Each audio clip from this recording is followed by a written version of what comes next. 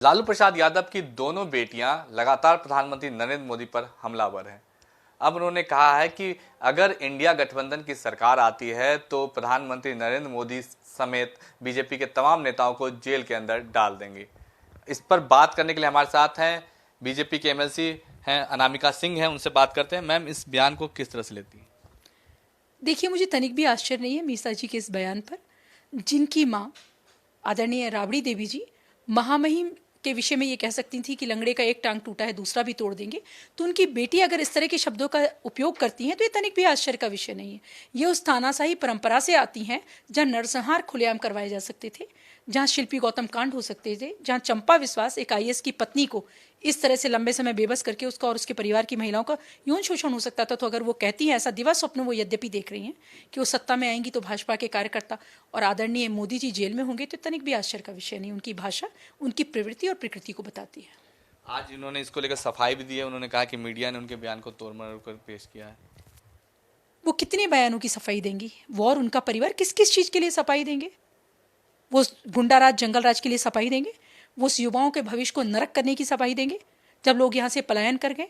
जो प्रदेश सबसे ज़्यादा आईएएस देता है, आईपीएस देता है, डॉक्टर्स देता है, इंजीनियर्स देता है, पत्रकार देता है, देश के शीर्ष पदों पर हम काबिज होते हैं बिहारी, पर हम लौट के बिहार आके रहने की हिम्मत नहीं कर पाते थे उनके कारण। इसकी सफाई देंगी वो? क्या उनके पास सफाई है? एक आखिरी सवाल, आखिर क्यों दोनों बेटियां लालू प्रसाद यादव की प्रधानमंत्री पर हमला कर रही हैं? देखिए, जब लंबी लकीर को मिटाया नहीं जा सकता, उससे बड़े आप नहीं हो सकते, तो आप उसको मिटाने की चेष्टा करते हैं। और लगातार जब एक तरह की घटनाएं घटित होती हैं तो महज संयोग नहीं, योजना का हिस्सा होती हैं। वो महिला होने की सहानुभूति की लहर पर खड़े होकर बताना चाहती हैं कि वो आदरणीय नरेंद्र मोदी जी का जब वो विरोध करती हैं तो भूल जाती हैं कि वो उस व्यक्ति का विरोध कर रही हैं जो सिर्फ भारतीयों के जनमानस में, हृदय में नहीं रहता है। वो वह व्यक्ति है जो विश्व का नायक बन चुका है। जब फिलिस्तीन और इजराइल की समस्या होती है तो उन्हें बुलाया जाता है। यूक्रेन और रूस की समस्या होती है तो भारतीय प्रधानमंत्री को बुलाया जाता है। वो हैं जिन्होंने विश्व में हमारा मस्तक ऊपर किया, तो उनके विषय में वो बात कर रही हैं। और जब वो इस तरह की बात करती हैं तो वो अपनी प्रकृति, प्रवृत्ति और अपने संस्कार को दिखाती हैं। और मैं तो उन दोनों बहनों से कहना चाहूंगी कि इस लकीर को मिटाते मिटाते जो भाग्यवश उनके हाथ में धन और सत्ता है, वो भाग्य की लकीरें ना मिट जाएं। उन लकीरों को संभाल के रखें, क्योंकि सिर्फ भाग्य की लकीरों के कारण ही वो सत्ता में है।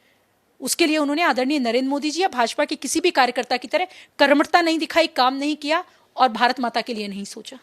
तो मेरी बहनें हैं, उनको मेरी सलाह है कि अपनी लाइन को थोड़ी बेहतर करने की कोशिश करें, अपने विचारों को बदलने की कोशिश करें, अपने भाई को थोड़ा सा भारतीय और बिहारी आस्था के लिए संवेदनशील बनाएं, जागरूक बनाएं और अपने हाथों की लकीरों को बना रहने दें। क्योंकि अगर बिहार की जनता ने ये लकीरें मिटा दी तो भाग्य की लकीरें, अगर आदरणीय नरेंद्र मोदी जी की लकीर मिटाने में, तो लकीर तो मिटेगी नहीं, छोटी हो गई तो उन्हें जो हासिल है वो भी खत्म हो जाएगा। तो ये थे हमारे साथ बीजेपी के एमएलसी अनामिका सिंह, जिनका कहना था कि लालू प्रसाद यादव की जो दोनों बेटियां हैं, पहले उनको अपने हाथों की लकीर बचा के रखनी चाहिए, क्योंकि प्रधानमंत्री नरेंद्र मोदी का जो कद है अब न सिर्फ भारत बल्कि विदेशों में भी काफ़ी बढ़ गया है। कैमरा अभिषेक के साथ शक्ति, इंडिया न्यूज़, पटना।